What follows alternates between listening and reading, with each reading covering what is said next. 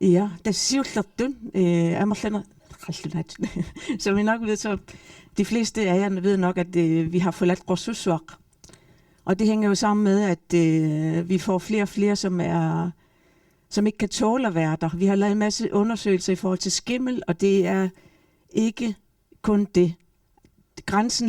Vi ligger langt fra den tilladte grænse. Men det er også lige så meget den beton, der ligger der smuldrer og udvikler syre, så man får ondt i hovedet af at være der. Vi ved ikke, hvad det er for nogle byggematerialer, der blev lavet dengang. Vi har haft en masse undervisningslokaler og kontor derinde, så nu forsøger vi at klumpe os sammen. Mange af de ansatte er flyttet ud på Ilimafik, og desværre er det ikke alle, så det går jo også ud over vores sammenhold. Men vi håber inden 1. januar eller deromkring, at alle kan flytte derud. Men vi har stadigvæk en masse faglokaler, fordi der er jo ingen regi, der er ikke nogen hal, der er ikke nogen sløjtlokaler på Ilimafik. Det er en helt anden verden. Det er en meget boglig verden, hvor vi på Ilinarfissuaq stadigvæk har naturfagene og vores faglokaler i kunst og håndværk. Så vores studerende pendler, og lærerne pendler på godt og ondt. Ja. Jeg går lidt hurtigt igennem, fordi hvis I nu har nogle spørgsmål til sidst. Vi har løbende revideret vores studieordning. Vi fik den sidste, det var i 2018. Men ud fra den, så har vi så også vurderet, at vi skulle lave nogle små justeringer. Fordi vi giver vores studerende, vi ønsker, at de får de bedste redskaber og alt det, de kan få med sig. Så jeg ved ikke, hvad jeg vil sige, om vi udnytter dem, men de arbejder på overtid. Forstå på den måde, at de får meget mere end de ECTS-point, som de i virkeligheden skal have. For eksempel tilbyder vi bevægelse i undervisningen ud over undervisningen, seksuel undervisning ud over den almindelige undervisning. Og det er jo ikke rimeligt i længden, og det må vi nok heller ikke. Så det vi har gjort, det er, at vi har justeret fagene. Når man sammenligner med andre læreruddannelser, den danske læreruddannelse for eksempel, så har et linjefag 30 ECTS-point, hvor vi er oppe på 50. Vi har justeret det ned til 45, for at tilgodese det, vi kalder for projekter.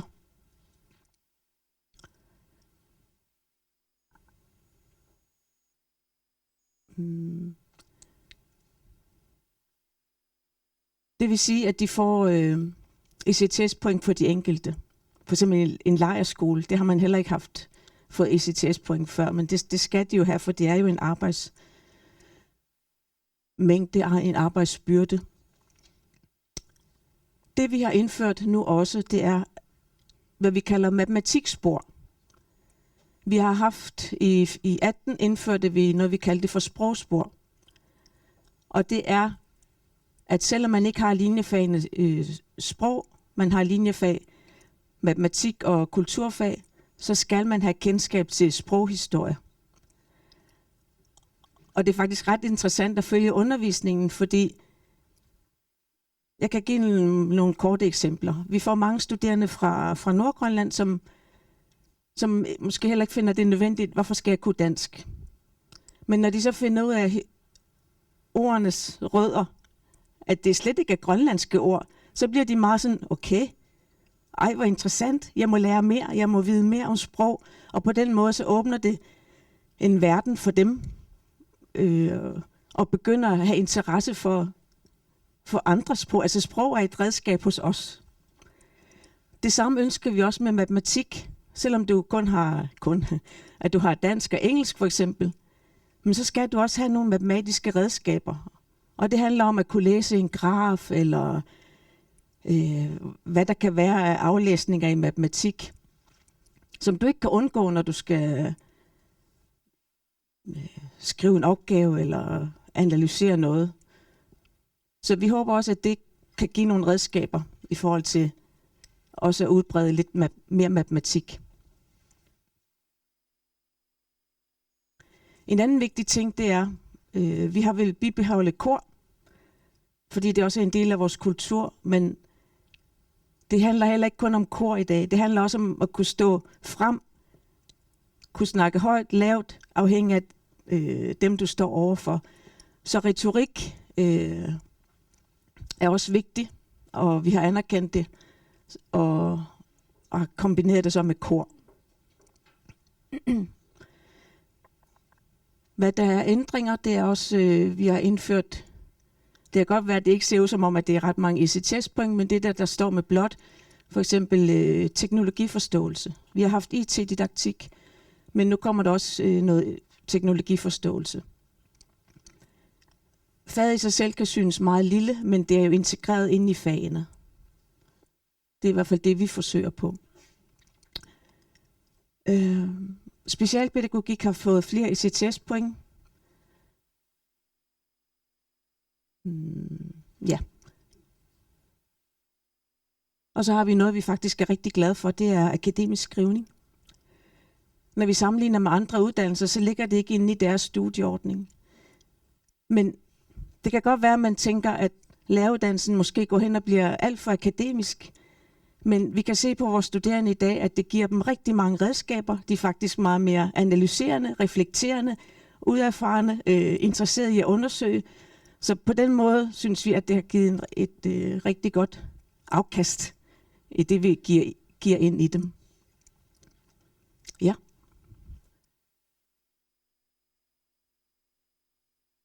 Der blev snakket om historie. Nu tager jeg den i midten først.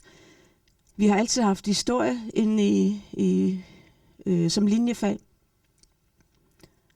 Så det er ikke nyt for os, men det vi gør nu, det er, at man ikke længere specifikt kan vælge enten samfundsfag eller historie som linjefag.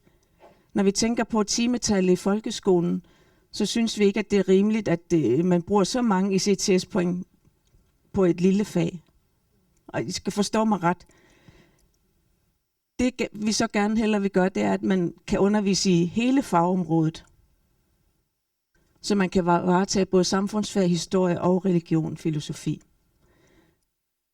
Det vi så gør, i stedet for at de specialiserer sig allerede efter 4 semesterkunst, efter 4 semester, så gør man det først i det sidste semester, hvor man skriver linjefagsopgaven. Der kan man specialisere sig. Vi har udskilt kunst og håndværk, så det bliver håndværk og design og kunst og arkitektur. Der er alligevel så mange studerende, og de deler sig alligevel i 2 hold, så det koster os ikke noget, hvis man kan sige det sådan. Det, der bliver den største ændring, som I skal være opmærksom på som leder, det er naturfag. Vi ønsker også at gøre det samme, at de lærere, som har naturfag, har alle kompetencerne inden for naturfagsområdet. Jeg ved heller ikke, om det er rigtigt, men det er i hvert fald det, som vi observerer, det er, at hvis du både kan undervise i fysik, kemi, naturgeografi og biologi, så er det det optimale.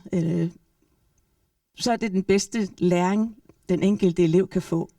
I stedet for, hvis du kun har fysik, så skal jeg ud og finde en der underviser i biologi for at samarbejde, og så kommer der aldrig den der tværfaglighed. Den opstår ikke naturligt. Så det har været lidt en øvelse, en kunst for os. Hvad gør vi? Fordi på deres eksamensbevis, så kommer der til at stå, de har måske kun fysik, men hvor så er kemien henne? Det vi gør, det er at koble fagene, der ligner meget hinanden. For eksempel fysik, naturgeografi. Så har vi kemi, biologi. Man har alle fag fra bunden af, og så efter 4 semester, så beslutter man, at jeg vil gerne fortsætte med fysik, kemi, så skal jeg gå til eksamen i kemi.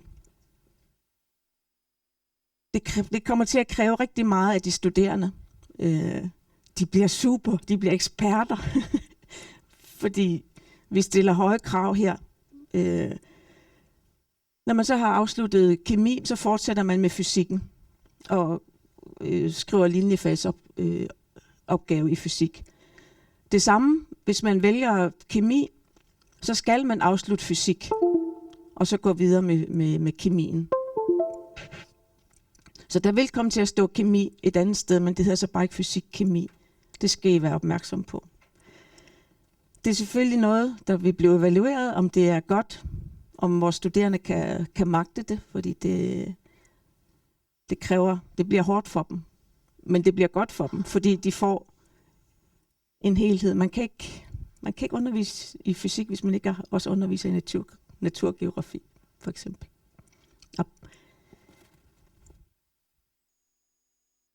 Jeg har nævnt de her enkelte ændringer.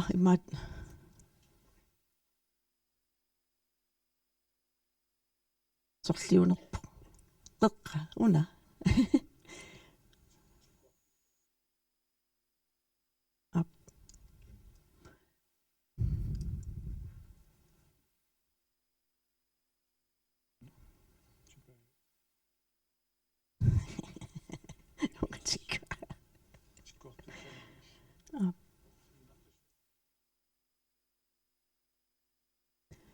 Inden for efter- og videreuddannelse.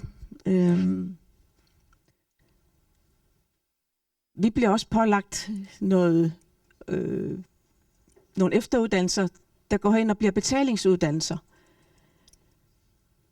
Som et eksempel, vores finansloven for efter- og videreuddannelse, det bliver behandlet senere, men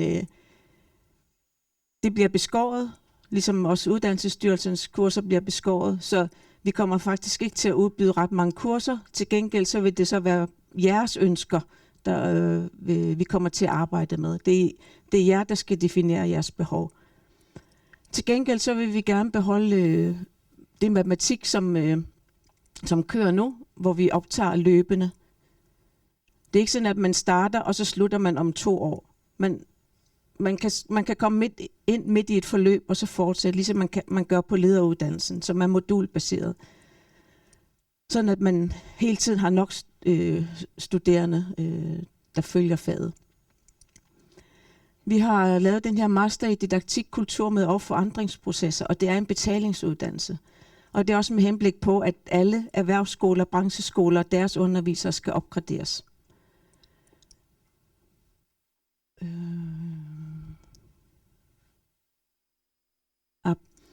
Så optager vi også enkeltfagsstuderende.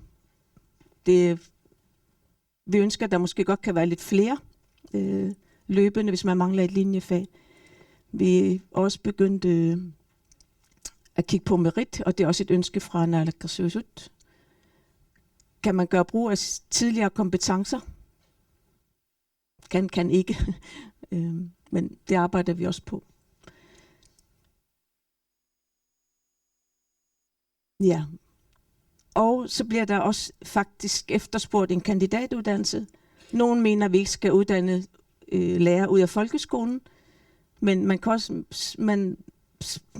se det som, at man uddanner folk ind i, hvad skal man sige, det oprindelige tidligere, der ønsker man jo, at alle lærere fik en kandidatuddannelse.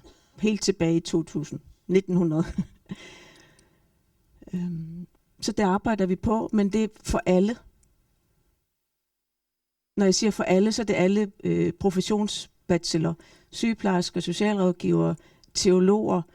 Hvordan kan vi lave en kandidatuddannelse, der kan tilgodese alle? Det er lidt udfordrende, men vi er begyndt at kunne se en ende på det, så måske i 24. Hvert år, så siger i 23, så siger vi nok, det bliver 25. Men det er det, vi arbejder på. Kursuskoordinator kommer ind på det senere i dag. Ja, er du klar? Ja. Tässä. Una nu annarisa. Qaamangilaqanunni ukiu sorliunerskisiani anguterparpar. Nalinginnaasum ataasiinnaasam marluinnaasam. Queen.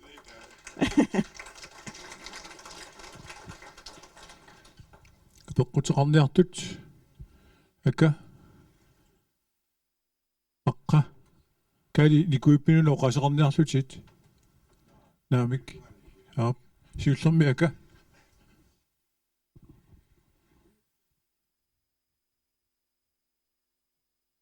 Markusip asaqqumiussaani skulilederuddannelse kikkut ismanginiarpat.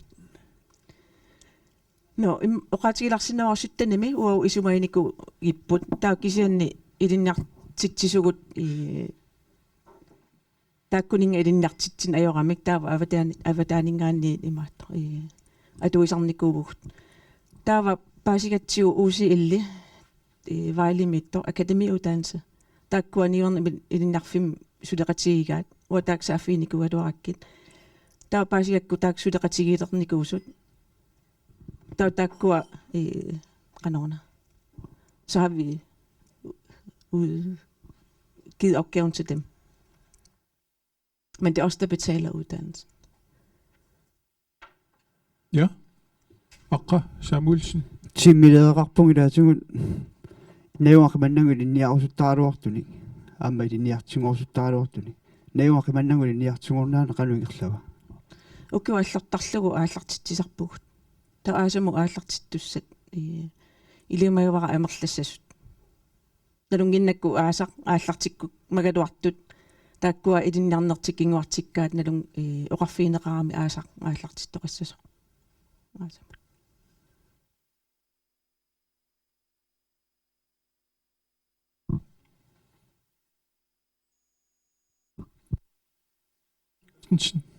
Ja, tak for en fin gennemgang. Jeg kunne savne lidt af nogle af jeres temaer i studieretningen var noget omkring forældresamarbejde, noget omkring klasserumsledelse og noget omkring karaktergivning. Og så havde jeg håbet, du ville sige lidt om decentral læreruddannelse. Der er én studieretning, men vi har 2 forskellige studieforløb. Hvordan er jeres erfaringer med de decentrale studieordninger, og kunne man forestille sig en eller anden udvikling omkring seminariet og skolerne, som gjorde, at man kunne være i længerevarende praktik, så vi også kunne hjælpe de steder, der stod med lærermangel? Ja, allerførst så har vi jo de pædagogiske fag, hvor det du nævnte for os omkring klasseledelse og de andre ting, det ligger integreret i de pædagogiske fag. I forhold til den decentrale læreruddannelse, jeg ved, Ane sidder der, som har siddet som med den decentrale læreruddannelse tidligere, og leder af den. Men kort, så var det jo sådan, at den oprindelige, der havde man kun 1 linjefag, hvor man på læreruddannelsen havde 2 linjefag. Det vil sige, at man blev ansat på ulige vilkår.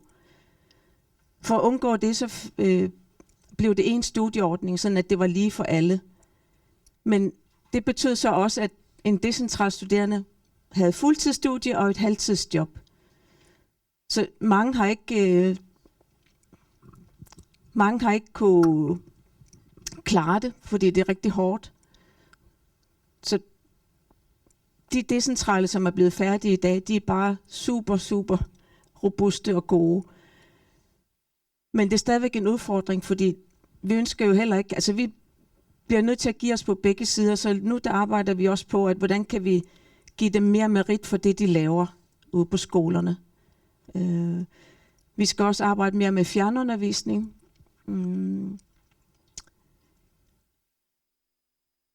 Vi startede i sin tid med mailsystem, eller brevsystem, så kommer det over til mailsystem, og det er vi stadigvæk. Vi skal også på nationalplan have udviklet noget fjernundervisning. Hvordan gør vi det? Den er ikke løst endnu, men vi arbejder på det. Ja. Pingasut. Nappanikuupput. Paninguoqaasqaarpat taunnivikka taakinulliussu Karl Frederik taa saqqumiyussumu tullermingerlaqqissugut. Paninguoq. Ryn. Takusinnaasaknaapertorlungit læring og trivsel i den hjertesutigineqar tussat ilaava. Ipassaani allaqtikkatta oqaasertrivsel oqaasertassaqartingilarpulluunni kalaallisut assiingittunik paasissutu ittarparput maani oqaasi atorneqarpoq atuartut atungarissaarnissaannut tungatinneqarluni ассерсуутингиннарлугу уангут атуарфитсинни иммиккут классим пилерситсивугут апими атсерлугу соорлу атуартут писсусилерсорнэрмикку икорфартортариақартут классими ajornartorsiutaasut классиминну утеққиннissaан пиареерсарфит фиссааттут таанна триусили оқаасеқ qanoq paasineqartussaalluni qanoq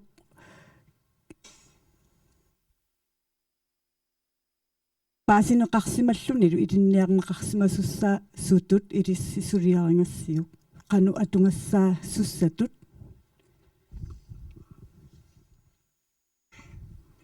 Trivsel kan pasivisiu ilissi.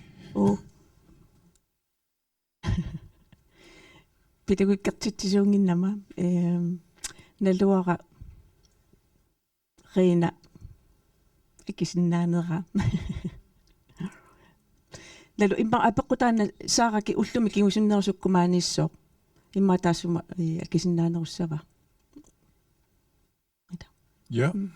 Uterfiorrissuorpu taana triusilip kalaassoqanoq tor qallat noorlu taaneqarsinnaanera tastakkua алланаппаагалуарп кисин пигасууккуа наагутсигит таавингерлаққиттариақаатта нивикка Карл Фредерик уангана апеққутингорсуккинга аама намминилинниарфиссуарникоориарам имааттоқ писсуутти пивиусунут пингаанни тупингусуттарнеққила таава атақатингиинне рулиссаана соорлиппассааник иппассақ миллаарам саққуммиивоқ пихотилиаминик писсуутти пивиусут мисиссорсималлуги таава унаана мақаасилаартарингасоорлу писсуутти пивиусинингаани атуартут нааммасисартут проблемформулерингилиорталертартууппата таава тааккуа писсуутти пивиусуни ajornartorsuut naammattoq takkat fos ima teori illersorlungillu imperiumisissuillutillu akissutisarsisinnaangaluaq taavalu taakkua ajornartorsuut naapit takkat aaqqissangaluarputila taava taakkua qanoq atuarfeqarfinnut naammassisartussanut problemformuleriнгилиорила quppernerpassu allaaserinittарпут таана ajornartorsiuqqaangerniarutsigu тассуунакку илуақутиссаасиннаангалуарпоқ аама атуартумис илинниартитсисунгорниами сиссуинерминни илангуссиса синнаасуунгуни акипаллаларсиннаавара оqatiingit нисара уна аама аллангуут унаагами патсилорилиорнерми массаккуфаагиннииннаангит фааги нииттариақангиннами соорлу қингасааринер аллаасериусуккаанни таава тама фаагину аттуумастеқартариақангиннами кисен аама соорлу проект уеқараангатта таава илинниартут атуарфин аама паасинниаасарпут сунаана аернартарсиут соорл инновасионими тунгатиллугу суна sun tan aaqqissut qanu aaqqissinnaavарput tau aama praktikki ataase professionspraktikkimi taasalernikkuarput tassani aama atuarfim orniguttarput paasiniaallut aama oqaloqatiqarluti ilinniartittisun nik op Karl Frederik inuiaqatsigit tarrarsorfiani sulivungut unammilingalsarpassuit ulluinern ilinniartitsut naapittaqatsigit Brita akademikerini massakku ilinniartitsigavit pikkoulluinnartisaartunik anisittisarpusi kisianni nunani avannarlerni pissutsit tungaanungerlangunarpugu massakkajaruartumik qaistraayuanguunu kioqartu ilinniartitsuuyunnaartut takusalerpagu unammillikkat pillungit atuartut klassima aqussinnaanginnamikkit robusthed amigaatigiamikku ilinniartitsunutaat pikkorilluinnarqissaaruartik nuannarinerusaminat atuartitsinatik pikkorifta atorusulluga allanik suliffittaartortakussaapput tamaattumik akademikerinik ingerlatsini immaqaamma igasappallaaluarsinnaavoq eqqarsaatissatut taamma taanna tiusariaqassarvarsi takusarparput pikkorilluinnartut sivikittunguamik atuarfimeriarta allamigerlaqqit амерллтил тааккуа утоққалиартортут киккуттаа туллингутиссаппат тигуссуус каноқаиллааллисаасиннаависи кисианни наккам иммаа qaatirusussinnaassavara илиннаартумарлут имакки таперсерсугааник Danmarks Lærerforening анаапиккамикку таавалу саққумиуллугу илиннартитсунгорниарнер тассани малугиниарпаат нуна аллат соқутигиннитторуйуссуусут уагу илиннартитсунгорниарнерпу ингерлариаасиа соорлу Финланди қумму исигисарпарпут кисиани таакку аатсаафаагиминник наамассерераангамик питакукки кисаммисараамиккут фааги питакуккилу соорлу атақатигиин аёрпут ассерсуутигиннарлугу таана туллуусимаарнарторуйуссуу Quyanaq Britta Lohmann